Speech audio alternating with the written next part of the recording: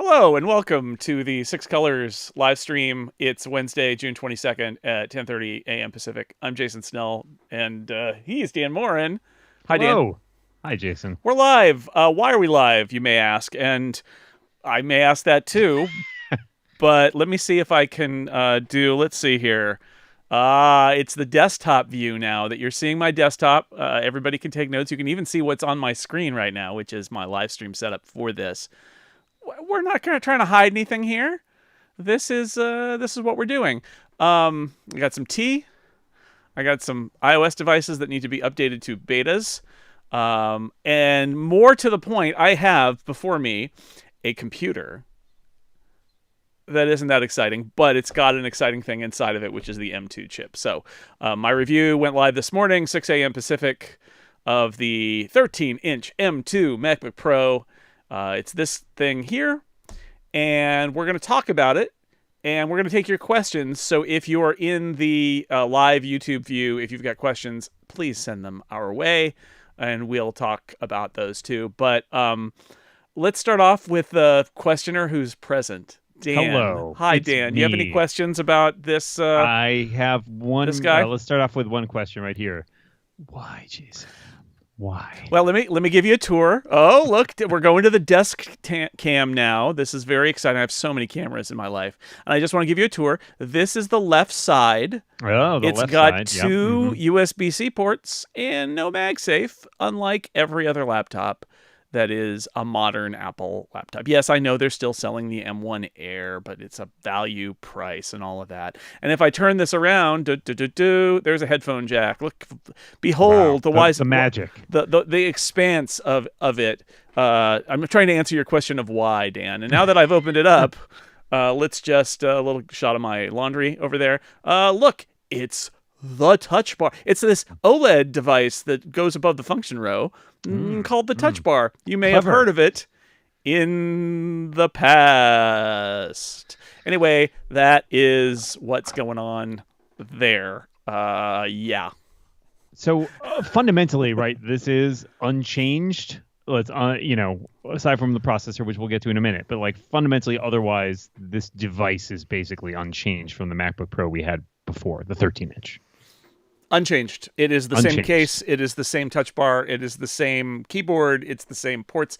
It is literally unchanged from its previous incarnation as an M1, and then of course wind it back as an Intel processor as well. It is basically the same old thing. So should we then talk about the M2 since that is the exciting thing in here? How does it stack up, especially, compared obviously to the M1? We've seen Apple's suggestions, but in terms of some more performance, real world, if you will. Well, Dan, I'm glad you asked because I come bearing charts as I Charts. so often do. I swear I don't make charts in my regular life. It's really just for I do, the internet. and I never put them on the internet. So I'm going to switch over to a little chart view here from Numbers. These are not exactly the same charts you saw on my story on sixcolors.com, which everybody should, of course, read and commit to memory and live your life according to the principles thereof. But it will give you some details here. Just overview, top-level overview. Look, the M2 is faster than the M1. The M2 processor, which is by far the most exciting thing about this computer, is because it is going to be in lots of other computers, all of which will probably be more interesting than this one, Yep. Mm-hmm. and a better buy. But it's the kicking off this second cycle of Apple Silicon, which is really exciting because we only saw the one time through, and now we have some guesses about where they're going next. So it's based on the A15, which, as you may remember, is the processor that was in the iPhone 13 last fall. Not the A14, which is what the M1 was based on. So it's adding a new generation of Apple chip development. So the cores are faster, and you can see that in the single core scores.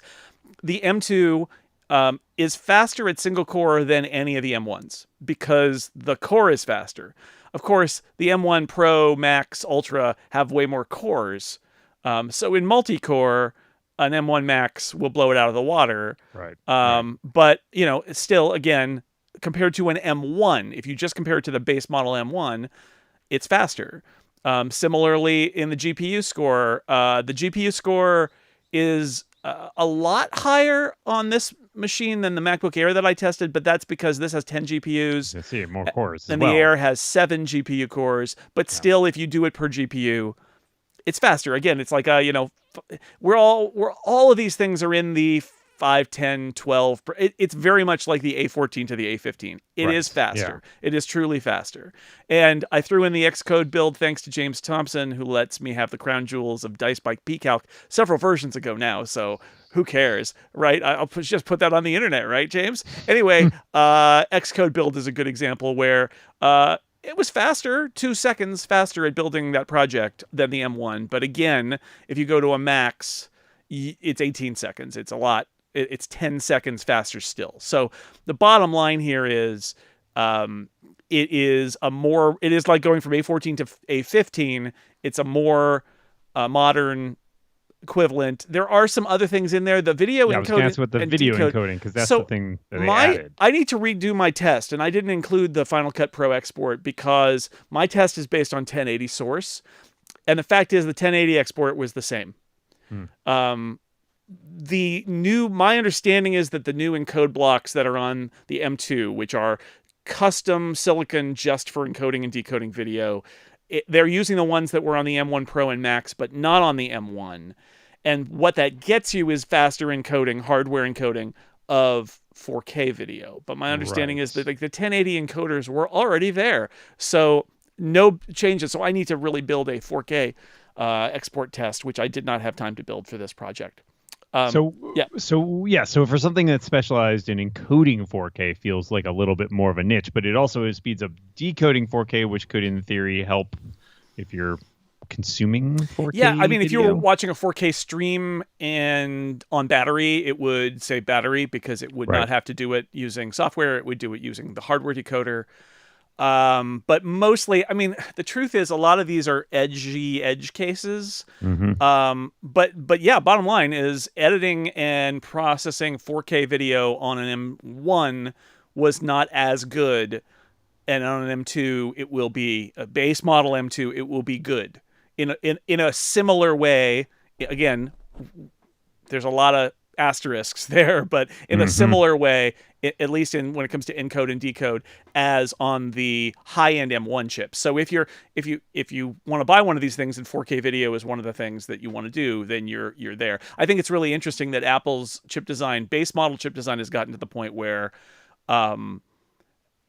these are so powerful. Unless you've got a real high-end application, even the M1 is so powerful that it's way more powerful than what most people need. And then you throw in, the new feature here is 4K video encode and decode. It's like that's now in the base model M2. Like that's table stakes for Apple now, is 4K video encode and decode, which is pretty funny.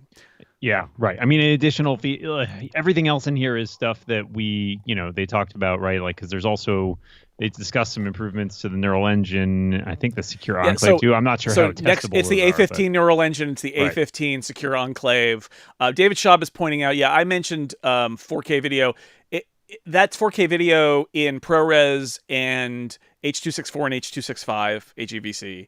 I don't know if there was no ProRes block in the M1 or if it was just for 1080. But yeah, I mean, basically, if you're working in video, this will be more capable. But again, if you're working in video, there's probably a better processor for you, which is a higher end M1. But it's nice that they brought those features down. So if you do buy a 13-inch MacBook Pro and say, hey, why doesn't it do video like the other MacBook Pros? For this brief moment, it sort of does, and that's a nice thing. Which does raise an interesting question in terms of the future of the M2 lineup. Now that we've taken features that were in the Pro and the Max in the M1 and shifted those down to the M2, the base model, can we infer anything about future, M2 Pro, M2 Max chips coming out? And, I don't. I mean, it's fun to speculate, right? Because they took what you might consider the crown jewels a little bit, which is like this super dedicated hardware. This is essentially what they were trying to do with those MPX modules in the Mac Pro for Intel, right? Which is like, we're going to just do custom silicon that does all of these video encodes because we have so many video pros working for us. Well, okay, so they put that in the high-end M1s, and then they're like, yeah, we'll just stick that in the low-end M2. We don't care. So what is 8K? Is it like, what do they do to up the ante, assuming they do, in terms of what the specialized processing they put into the M2 Pro, M2 Max, into Ultra, M2, whatever comes after Ultra, Mega, Super. Awesome. I want to also just a little chart party here before we move on from charts.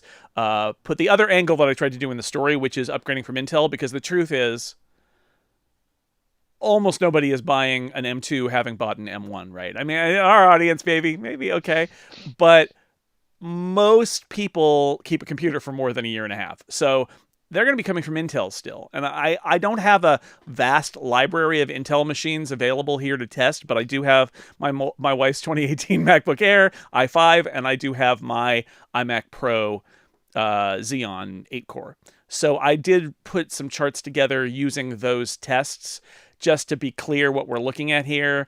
And the answer is, what we're looking at is, remember how big that leap was from Intel to M1? Well, if you're still on Intel, that leap is now bigger, basically. Like, coming from an Intel 2018 Intel i5 MacBook Air, which is not a bad computer at all, but you're talking about sometimes it's double, sometimes it's triple, sometimes it's 6 times, sometimes with the GPU, because you got the onboard graphics, Intel onboard graphics, it's like 10 times.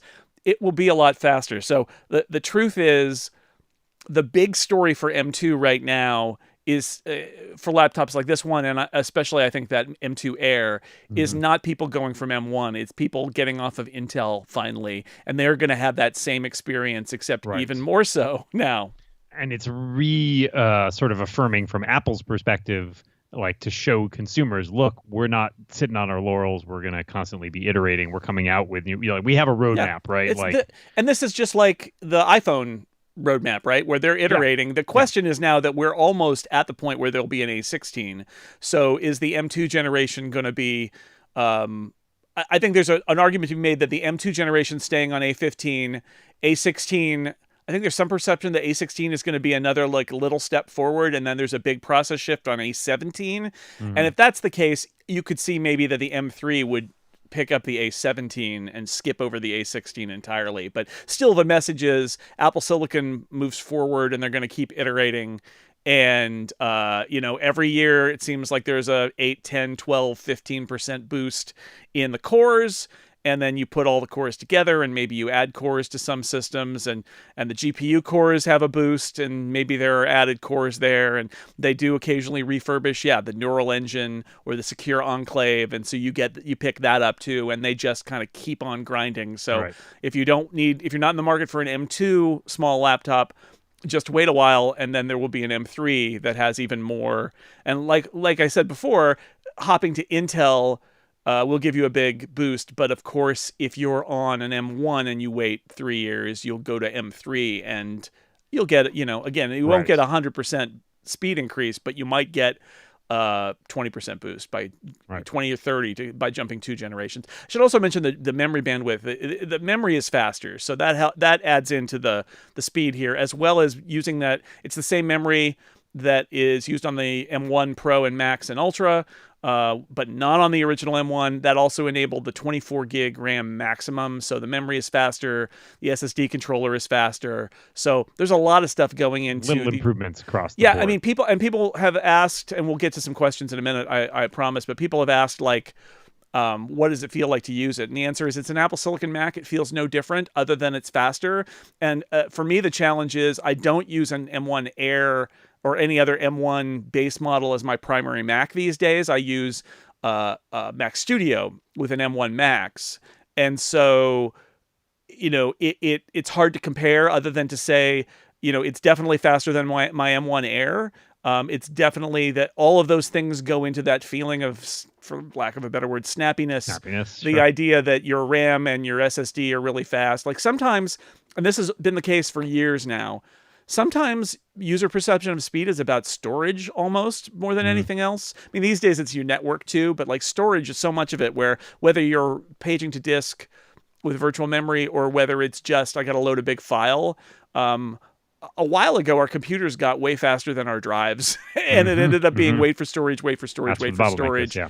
And so, faster memory and faster SSD really helps as much as the faster cores and the faster GPU. It all kind of feeds in there. Right. And the other thing we can kind of take away from this is the M2 MacBook Air ships next month at some point. We don't know when. But we've seen in the M1 generation, basically an M1 is an M1 is an M1, right? All those Macs that had M1s in them basically had identical performance. Yeah. So we expect the same with the Air. Really. Yeah, it'll be the exact same. I mean, it'll be different in that I believe they're going to do the thing where you start with fewer GPUs and then you add them in. Although my understanding is that basically when you configure I think even the default, there's one base model I think that has fewer GPUs. And that may be it. Yeah. But if you compare, if you configure them the same, this laptop right here and that Air, if you make the specs the same, I believe the price is the same. So, and the performance will be the same with one exception, and that exception is that this has a fan, right? And the Air does not have a fan. However, now and we don't know the thermal characteristics. My use of this thing, like it's just as hard to get the fans to do anything as it is on the M1s. I think you would really, and it really is the GPU that's going to throw out the heat, that's going to cause any potential throttling in that Air. So what I would really say is, unless you expect to heavily use the GPU for a very long period of time, and need it to not throttle, which is a very specific use case. And and again, there's probably a more powerful product that's better for you, but maybe this is all that you can afford. And so like, it's going to be better than the Air in that one use case. But I think in most, like 99% of use cases, it's not going to be any different than the Air. And then by the way, the other change is that there's more battery in this thing because it's heavier and bigger. Right. There's more battery than there is in the Air. And so it has better battery life. And if you're somebody who absolutely positively has to have the longest battery life possible, and is shopping between this and the Air, this will give you more battery life. And if you don't care about the touch bar and don't care about MagSafe or any of those things, and battery is what matters to you, again, I'm grinding to try to find use cases for this laptop because I think it's not for most people, but those are there if you need them. That sort of takes us to sort of the big two-part question here, which is one, who is this product for?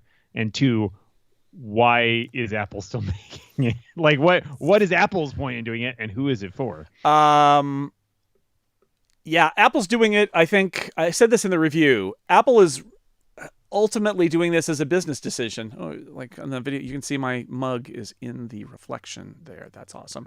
Oh. Apple's doing this because it has a product line that is very popular, which is the MacBook Pro. And there are certain people and companies that will only buy a MacBook Pro. They view it as a professional level product. It's more sturdy than a consumer product, and that the MacBook Air is not a professional product, so they're going to buy the MacBook Pro. And anybody who's worked in a big company and you've got those, your IT guy, and he's like, I don't want these, little cheap laptops. We're going to get the Pro model. And, is that reality? I would say no, but it's perception. And it drives sales. So Apple's got to have an affordable-ish Pro laptop. And the gap between the 13 and the 14-inch MacBook Pro is enormous. Right. There's a similar sort of problem on the desktop as there is on the laptop side here, right? Which is there's good stuff at the low end. The mini? There's good stuff if you want to jump up, but that middle is exactly. Big. And I mean, and when we say it's like $800 difference, like keep in mind it's $800 difference. But that's, I mean, like it's $1,200 to $2,000. It's almost half the cost of the machine. Percentage-wise, it's huge. So that's part of the issue is Apple needs to have a Pro laptop that people will buy. And I think the reason it's their second best-selling laptop is literally that companies, I suspect it's more companies than individuals. But I think that there's also just a class of user in general that is never going to buy a MacBook Air. And this says Pro on it. And even if it doesn't have those features, It'll be interesting to see how many people look at this laptop and reject it and say, well, I might as well just get the Air at this point. But I think Apple can't afford to have the Pro line start at $2,000. So this product exists. And if you're saying to yourself, well, why don't they make this in the style of the new laptops and sell it for this price? I think the answer is they can't, given the margins that they would want to have on that product. And I think they will get there. I suspect there will be a new 13-inch at some point that will be not as good as the 14-inch, but nicer. Because I have a hard time seeing the 14-inch coming all the way down, right?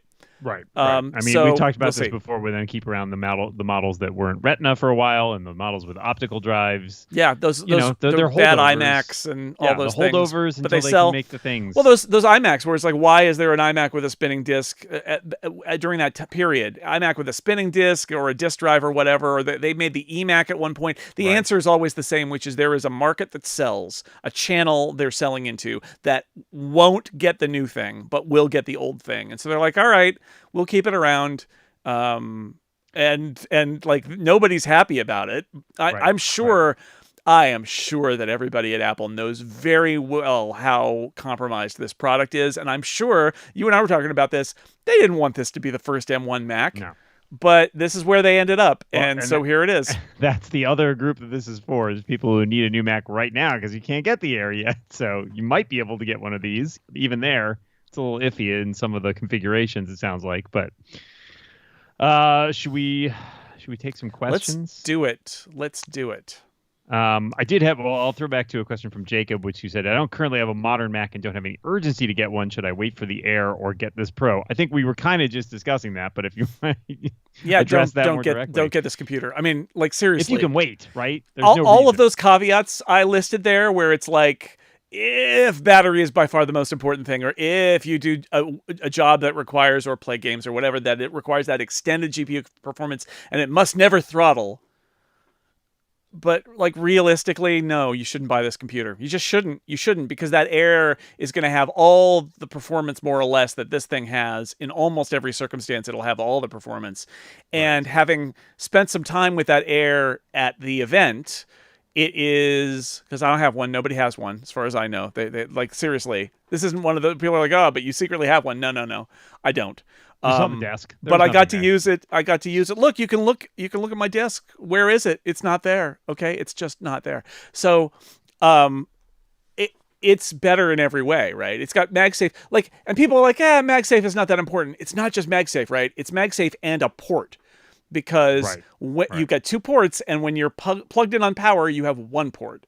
And with MagSafe, when you're plugged in, you have two ports. It's twice as many ports. There's been a lot of consternation over webcams, and this one, the Air actually has a better webcam too. It's got a 1080p, and this one's still only a 720. Plus, it's got the extended screen, which I know not everybody loves the notch, but what the notch effectively does is move the menu bar up above where the current screen is, and so you're getting more screen space for content. It's larger. It's like 0.3 inches larger. It's a bigger, a bigger screen. It's got a better webcam. It's lighter. It's thinner. It's prettier. It's got MagSafe. Doesn't have a touch bar. It doesn't have a touch bar. Again, touch bar lovers, buy this, because this is the last Mac probably ever with a touch bar. We say that now. I said that last time. Didn't happen. So that there's another use case. But yeah, basically, don't buy this computer. Like, I it's so weird to say that, but it's like, it's not bad. Like, in my story, I say there's three things about this computer, right? It's an M2. So what's the M2 all about? We covered that. Number three is, boy, this is an old design, right? Like, it's the 2016 era, and that's all. And then the one in the middle is like, out of context, it's fine, right? Like, it's a lot cheaper than the other Pros. It's got the brand new chip in it. If you want the touch bar, the battery life, or whatever, it's like kind of like an old MacBook Air in some ways. It's a throwback. The thing that destroys it is they also introduced the M2 Air. And it looks like such a better product in almost every single dimension that I just don't know. I can't recommend this to anybody. Like, if you're like, let me at them, I want this product, great, you should get it. But I can't. Generally, I couldn't recommend that. Yeah. got a lot of commentary, but not a lot of direct questions on this. I Yeah, think I'm in part looking. because there's not. I mean, Kyle pointed out that playing Baldur's Gate 3 is, which is the current Sure. poster child for gaming metal, might be useful on this machine. That's true. That's the kind of gaming, and they did talk a lot about gaming during WWC in the keynote, which is always fascinating whenever they do.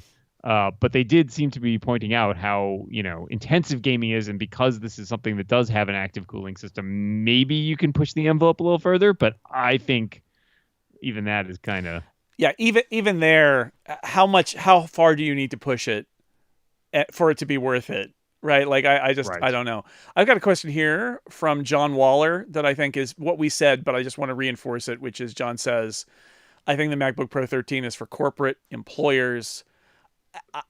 Absolutely. He says, at least for my company, these 13-inch MacBook Pros are the default. And Yeah. I 100% agree with John. I bet you this product exists primarily because everybody who's involved in especially corporate sales and fleet sales. And on those analyst calls every quarter, they're like, let me read to you about our Fortune 500 inroads that we are making, right? The, the And this is it. Like, hilarious this is thing why to they sell me these laptops. about that is that Apple specifically made a version that is more or less identical, but without the touch bar. And it's not that version that stuck around, right? It's the touch bar version, which suggests they had boxes of Well, touch bars left. I mean, I joke about it, but I do wonder if they made a lot of touch bars, and so they just want to keep putting them in computers. Also, maybe there's this continuity thing where they've heard from a certain customer set that the touch bar is important, or they want all of their, like, talk Yeah. about corporate buyers, or they're like, look, everybody's got a touch bar, so we want to keep going with that. But like, what is that even? I don't even understand it. So yeah, I'm going back to the first thing. There's like boxes and boxes of touch bars in a factory somewhere, and we don't want to put these in the earth. We don't want to bury them. So No. we're gonna put them No. in here instead as long as we can. Hope they're not making more though.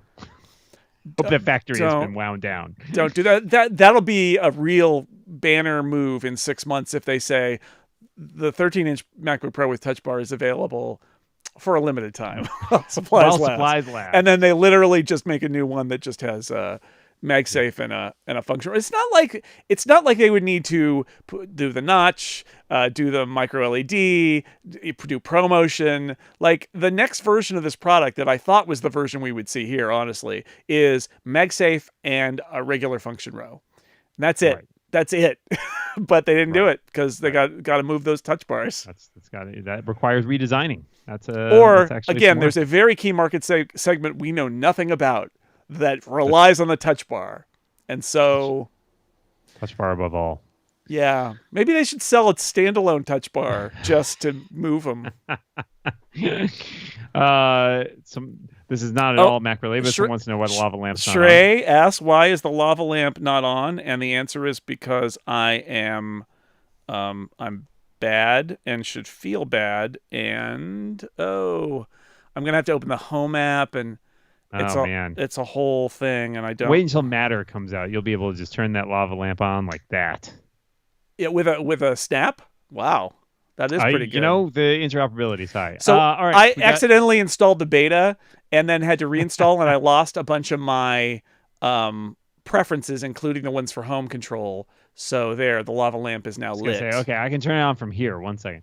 We got a question from Chris, who asks, "Hi guys, Creative here, currently using a maxed out Retina MacBook Pro 15 2013, which crawls when I'm in Zoom with Photoshop, Slack, Notion, Keynote running, etc.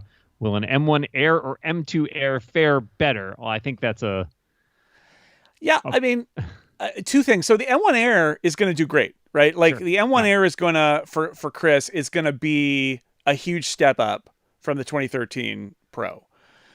You're not going to get the MagSafe, and you're not going to get the expanded screen. You save some money, but you're not going to get those things. If that's the thing. If you are creative working in video, that might be something that you right. want, And I'll also say, when you talk about Photoshop and Slack and lots of apps running, the other thing I would say is having the option of getting more memory and having it be faster memory. Like, if you are in situations where paging to disk and all of that, like, the M2 is going to do better at that than the M1. I think you would be happy with either, but honestly, if the price difference doesn't dissuade you, and it's not a big price difference between the M1 Air and the M2 Air, I would hold out for the M2 Air, because I think the M2 Air, again, I only have spent a little bit of time with it, and we need to see what it is in reality and not just at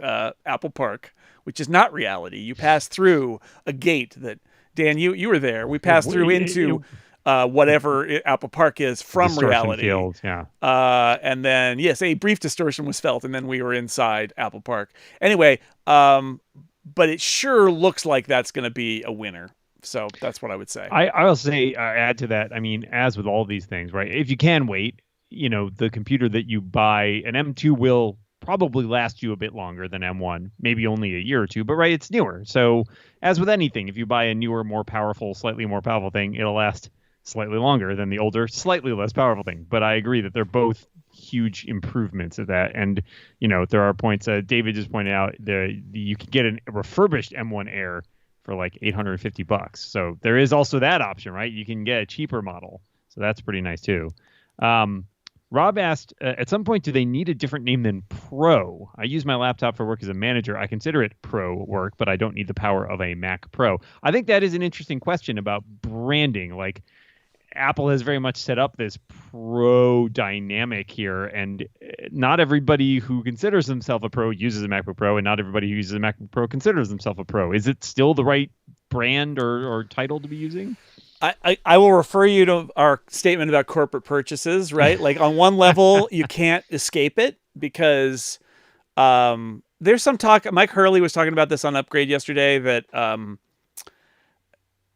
are they going to bring Studio to other parts of the line? Because Studio has some implications of professional work while being different from Pro. And it's possible that Apple could redefine other product lines to involve Pro and Studio versions that were different. Mm-hmm.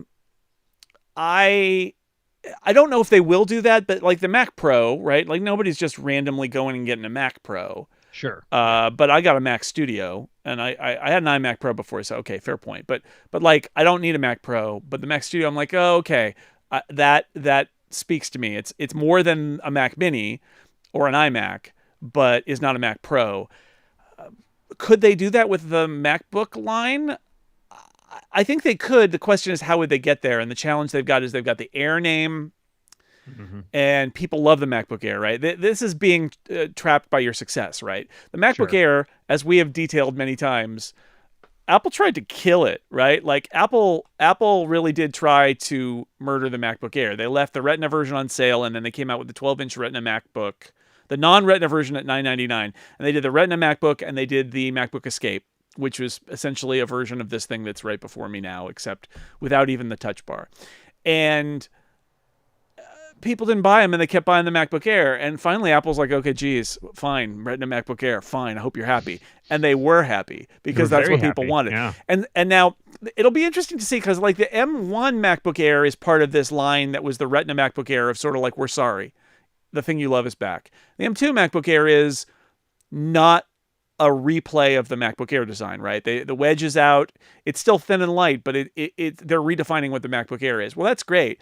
But like, I still think they're maybe kind of trapped in the fact that they have to use that name, and that's just how they're going to be for a while. And MacBook Pro may be a similar thing, that their two best-selling laptops are those two laptops, the Air and the 13-inch Pro, that mm-hmm. that we all go like, why? And the answer is because somebody's got to buy the base model Pro. So Pro may be, Apple may just be trapped in there, but they may try to experiment with a Studio brand. I like Mike's idea of experimenting with the Studio brand as sort of a mid-range that is, and pushing the Pro up, and saying like, would corporate buyers accept a MacBook Studio for their managers, people like Rob, instead of a MacBook Pro, because they still feel like it's special and it fits what they're doing. Right. Yeah. I mean, let's not forget too, the Pro made the jump to both the iPhones and the iPads as well. So it's firmly entrenched across all of Apple's But there's that rumor about the larger iPad. Larger iPad, and again, that's one of those things, like larger iPad, but not an iPad Pro. What would it be? And Mike immediately said iPad Studio, and I'm like, maybe Could be. Especially if you've got like a story with Apple Pencil or a new version of Apple Pencil and you got the big screen to write on. So Studio, right now, all we know is the Mac Studio exists. Is Yeah. that part of something larger, or is it a one-off that's just for the Mac line, the Mac desktop line? I don't know, but yeah, it's a good question, Rob. I think if Apple were to do it today, they would have a very different experience. But the challenges they have, products that sell with names on them that are the signifiers of what they are, which is successful branding, right? It's successful, but you don't go to the people who buy your products and say, well, we've changed the rules now. Like now Right. you'll buy this one. And they're like, because they'll just say, no, I won't Yeah. buy that. And I think that has been a story of some of these weird Apple branding decisions is that, which is that they're kind of trapped. Excuse me. I thought this was an interesting thought experiment from Age. If this had the same design as the new M2 MacBook Air, would it be a recommendation? I mean, I'm going to assume that means including not just the same design language, but also like a MagSafe port and et cetera. If it were sort of more of a 13-inch version that was on par, that version that you kind of expected to get, is there still something, I guess, to recommend it at that point? I mean, seems more compelling, but it's still a model that is not the higher end. Yeah, I mean, if let's do the thought experiment, which is what if this is the computer that we have before me, but with no touch bar and with MagSafe, right? And a better webcam, and et a cetera, better blah, blah, blah. webcam and the smaller bezels with the notch at the top. Right. So they're very similar at that point. Right. Like they were in the M1 Yep. generation. Sure. And what I would say is then it's a more straightforward thing, which is, again, let's assume that the thermal characteristics of the M2 are similar to the M1 and that it's not going to throttle a lot. You're trading the lighter profile of the Air for the fan and battery in the Pro. Mm-hmm. And at that point, it is exactly the same conversation as we had about the M1 Air and Pro, which is what matters to you more. Right. And I'm always going to choose thinner and lighter because that's me. But I know people who will always choose battery, because battery, they're always running out of battery, or they just don't care about the size or the weight. They just care about the battery. So it is weird. Like, I think the challenge here is that there are no performance characteristics, different performance characteristics other than throttling based on thermals. Right. And like, what this product should have is it should have a base, and maybe this will happen. It should have a base model M2 and a build configuration with an M2 Pro. Yep. And maybe they'll get there because then you solve this problem. Other than the lack of new stuff in it, you would solve the problem of how do I differentiate what makes this Pro while keeping that low-end price point model in there. Because this is a much more interesting computer if for halfway between it and the 14-inch, you can get a configuration with an M2 Pro. And maybe they'll do that down the road. Right. And that it feels, again, very much like the problem they've had on the desktop side as well. Exactly. Which is you can't get easily from the M1 to a Studio. Yeah, if there's a failing in the Apple Silicon transition so far, it's that, which is, and I understand why they did this, but like, I expected the Mac Mini to have a config. A Mac Mini with an M2 makes sense, but a Mac Mini with an M2 and an M2 Pro configuration, right?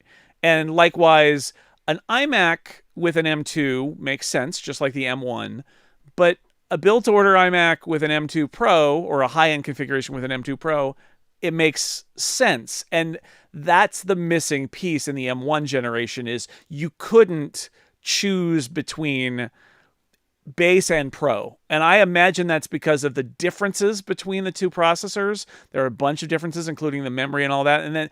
And also just that they were trying to make a transition and keep things steady. But now we're in M2, right? So are they going to finally do that and let the user choose to build up from an M2 to an M2 Pro? I think you could add to that potentially prioritization with supply yields and stuff like that, having to decide where are the chips going that we have and what do we want. Like it seems obvious that we want to put base model chips in a lot of things because those are the things that are lower priced. Therefore, we will sell a lot of them. They are the popular, models.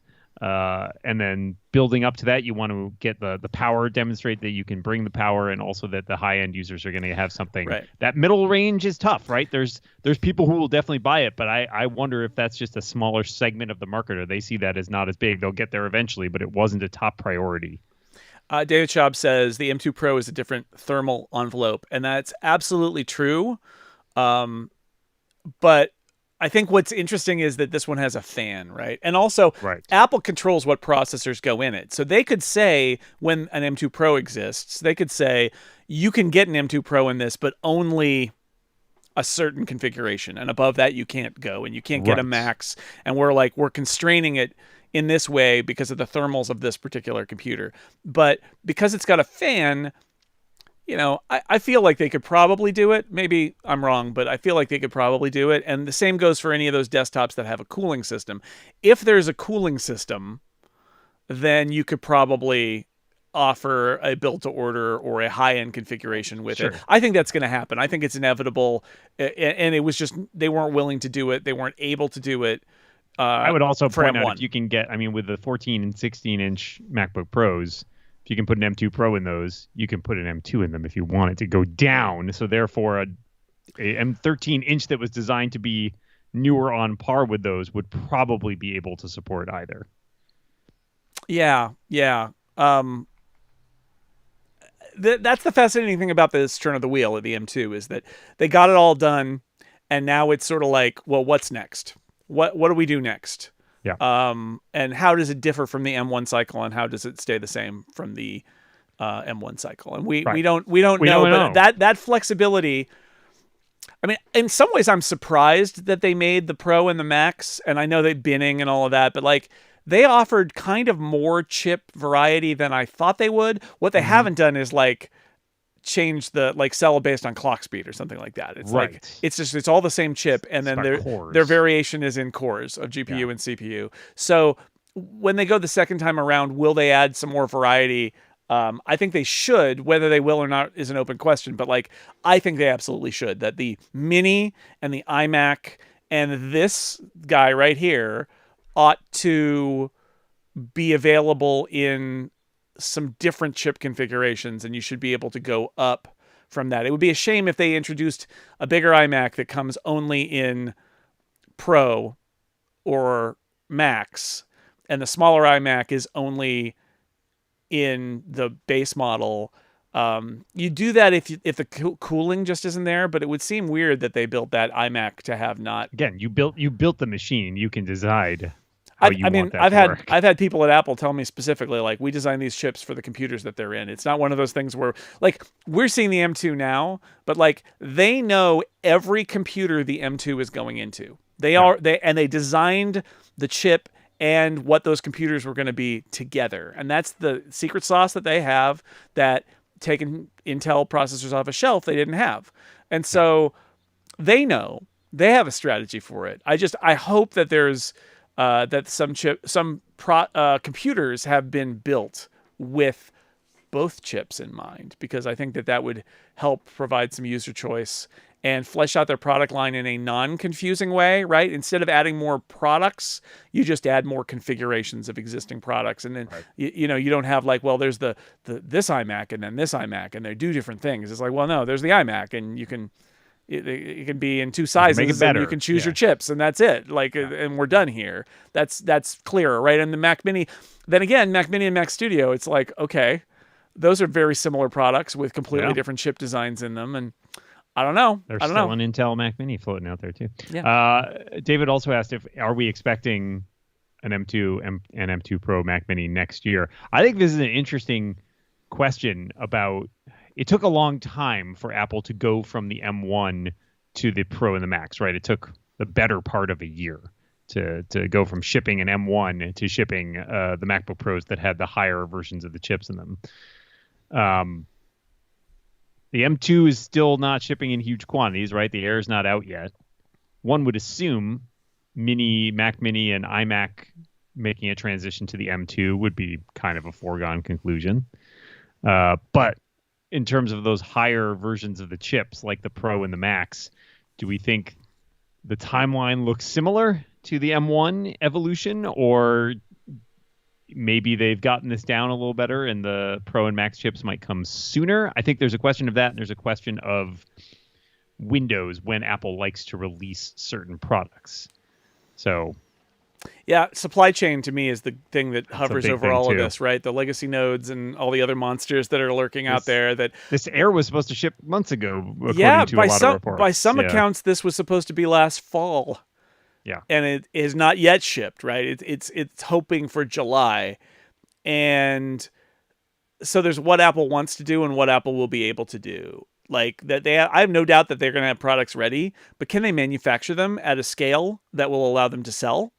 Because you don't really want to announce a product and have it be unavailable, right? Like that's not great. Back ordered is okay, but if like nobody can get it, that's not.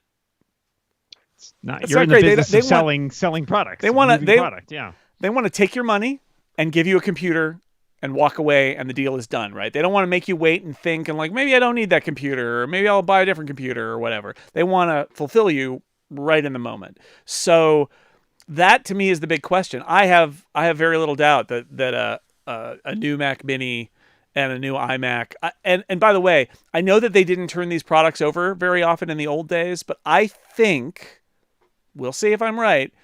I think in this era, Apple is going to turn those products over a lot faster. That they don't want to sell an M1 Mac Mini unless it's cheaper. Tim Cook. AKA the M1 Air, the reason that's still holding down but they're the like lineup. like no, move it through M2 time. Like just put it in. Like this one, this laptop here is the perfect example of that, right? Which is this is the M1 with an M2 in it of the same thing. Right. It is no different in any way, unfortunately, than its previous one. They just put the M2 in it, and so why would they not do that? New iMac, to your point of Mini, knowing the chips that are going in which computers. If you're setting out to design a brand new iMac, as they did, you don't think, okay, this will be great for that M1 chip, and then when the next generation comes around, we'll have to redesign it to accommodate the M2. No, they're planning ahead, right? They presumably are designing enclosures and computers that can be like, we can swap the M2 into this, we can swap the M3 into this. Yeah, 3 or 4 years from now, we might need to redesign it for the next generations, but you got to think that they're planning ahead for at least 3 or 4 years of this is what this is going to look like, and we're going to make it easy on us to just swap in a new chip and sell a new machine. It's a surprise for us, but it's not a surprise for them. They know exactly what they're doing, and we have to guess. So yeah, I would think that anytime they redesign an enclosure, they are having some serious conversations about what the roadmap looks like, right?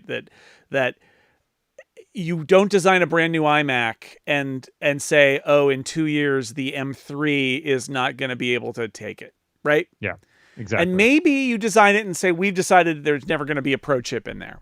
Maybe you do that. I would hope you wouldn't, but maybe you do. But I don't think that they're getting surprised by all of this, right? Like, what were you the working chip on? guys did what? Like, I don't think that is happening. We had a question about camera setups. Yeah, I mean, let's do it because people like to know behind the scenes, and you can see my screen right here. So, what camera is this? This is the infamous studio display camera. Mm-hmm. It doesn't look terrible. The overhead is a Sony Alpha. Which model is that? The one that everybody has. All the streamers have. That's the Sony Alpha. It's up there. I'll get you. Oh, this will be good. I'm going to switch to the handheld. Oh, we're going shaky cam. Oh, that's interesting. If I switch to the handheld, the question goes away. So I'm gonna delete that. That's weird. Okay, we'll go to shaky cam. That's exciting. So this is Camo Studio because I'm not on the betas on these computers. This is Camo Studio running on my iPhone Mini 13. And this will be great because I'm in a garage. Oh, look what's up there. That is the Sony Alpha, and it's shooting down at the desk. And look, I'm going to even... Whoa, did I just blow your minds now that they're shooting up and shooting down? Look, they're buddies. Anyway, those are what the cameras are. So not that I have to exciting. wait for the YouTube stream to catch up because I can't see any You of can't see anything. No, sorry about that. Dan is not getting. I'm not paying enough on Ecamm Live, which is how we're putting this together, to feed my video back to Dan. That is a I pro use my feature imagination. I That's, am it's free. not involved with in any way. This is a 2017 iMac webcam right here. That's Oh, what that's nice. That's I like what I got what going. you've done with that. Thank you. Well, like anything else. We have talked for almost an hour about a product that is not that interesting, but a chip that is interesting. So maybe we're done with this one. I think so. But we're we've answered the question. I would say anytime that there's especially an embargoed something where I've got it, and hopefully with a more interesting computer than this one. So look, people again are going to have the conspiracy theories. Like, let's cross our fingers that I get a MacBook Air, because I don't know. I would love to see that. Gimme. So when those things happen, we will try to do these 6 colors live streams afterward for everybody, so that because usually there's a gap of a couple of days where I've got it and nobody else has it other than reviewers, and I can take your questions and show you in more detail with more interesting things than this laptop, which if you've seen a 13-inch MacBook Pro, you've already seen this laptop other than the chips. And if you're not a 6 Colors member, I encourage you to try that out. We love your support, and we are going to start doing some more live streams that are members only in the future. I haven't done that yet, but it's coming. We just haven't done it yet. So, but we'll always do some big public live streams for things like this. So whether you're a member or not, thank you for watching the live stream or playing it back later. And any last words, Dan? No, I don't have any equipment here. So I'm just gazing upon with jealousy and waiting for the day internet. I can replace this aging Intel iMac. All right. Well, one of these days we'll get you in the I'll send you something, a pre-release something in a pneumatic tube from here. The 6 Colors pneumatic tube system that runs from the Bay Area to the Boston area, and very specific. We'll handle it. All right, that is this live stream. Thanks for watching. Bye, everybody.